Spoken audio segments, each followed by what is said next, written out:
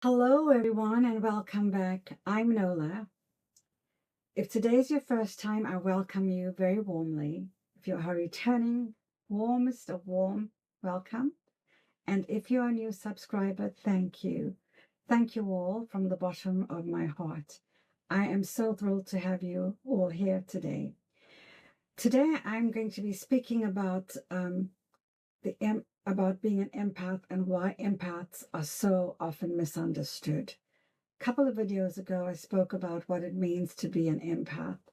And today I want to expand upon that just a little more for clarity. And then next week, I have a video that I will be uploading that will be about whether you are an empath or whether you are a super sensitive soul, because there is a difference.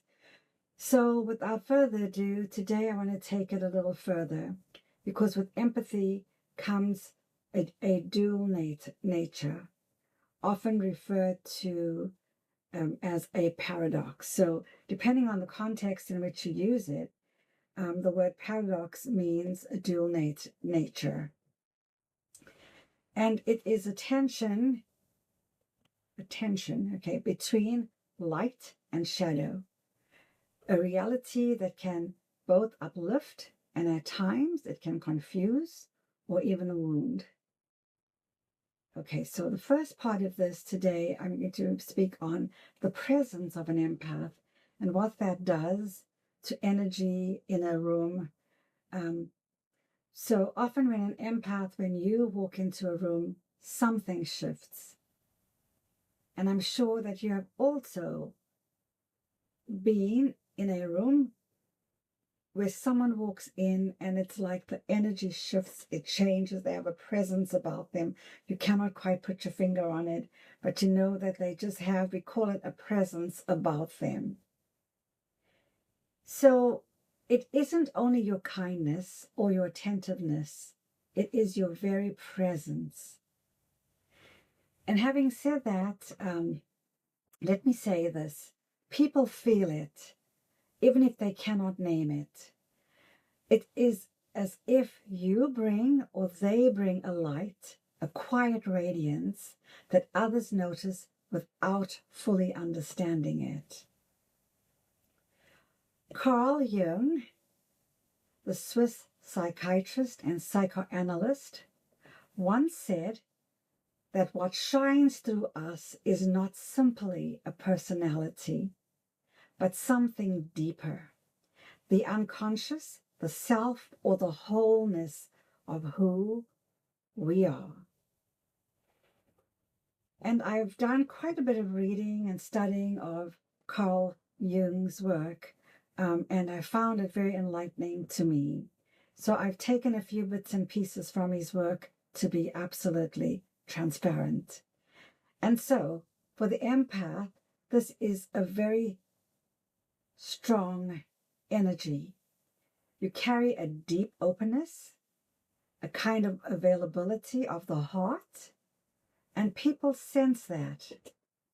They lean toward it. They are drawn to it. Have you ever been on a train, a plane, in a restaurant? People are just drawn to you and they'll just tell you their whole life story as if they've known you. That's what I'm referring to. So people sense that and therefore they lean towards it. They are drawn to it, or they are drawn to you, such as a moth to a flame or a moth to light. And then here is the paradox. The other word for paradox is a difference, also known as a dual nature.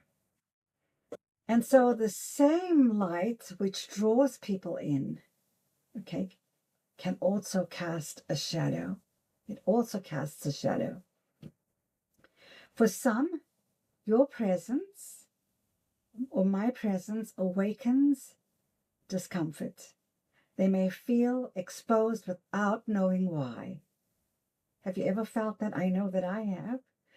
They may project onto you the parts of themselves that they cannot face.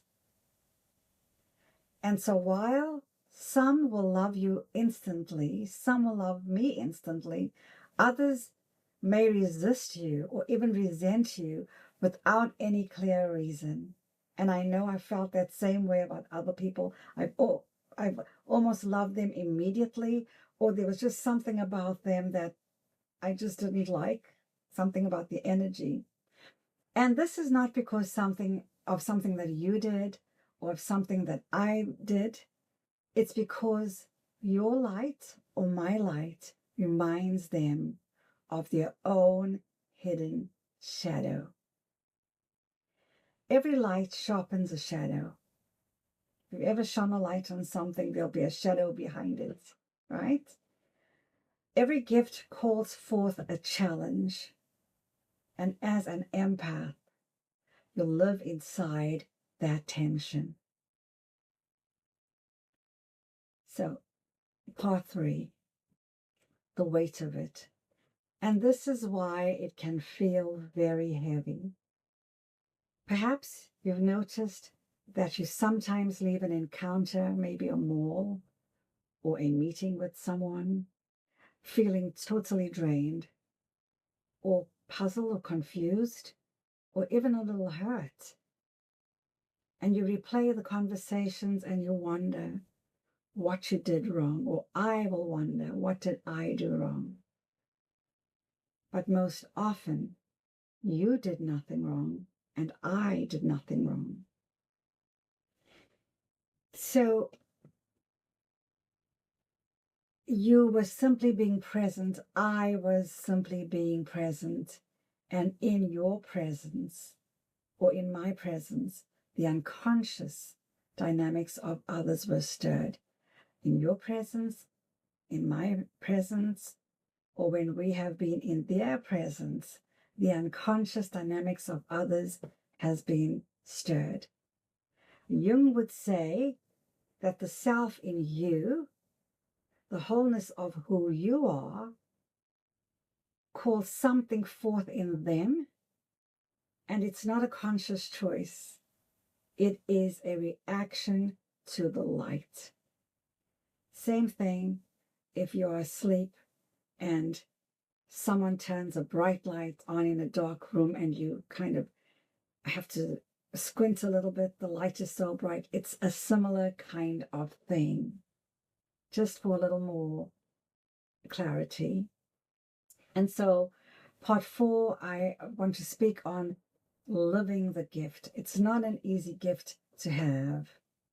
And what do we do with this paradox now that we all understand what the word paradox means? What do we do with it? Right? First, we have to recognize it. To know that if you are an empath, your presence will sometimes be welcomed and resisted. Second, we learn how to protect our energy, and we also learn and come to acknowledge the fact that boundaries are not you being unkind. Boundaries are not unkind. They are necessary. And they are necessary because your gift is sacred and it's not meant to be poured out endlessly until you are empty or until I am empty. And third, we have to honor the gift itself. To be an empath is not weakness, beloved. It is not too much. Okay? If you often wonder if you're too much, no. It is in truth a mirror of the divine light that lives in each and every person, each and every soul. So, if you have ever felt misunderstood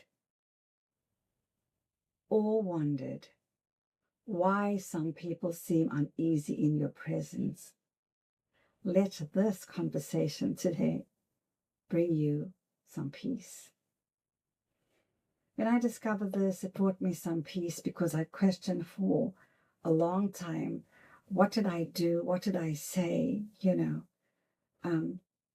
So it is not that you are wrong or that you were wrong.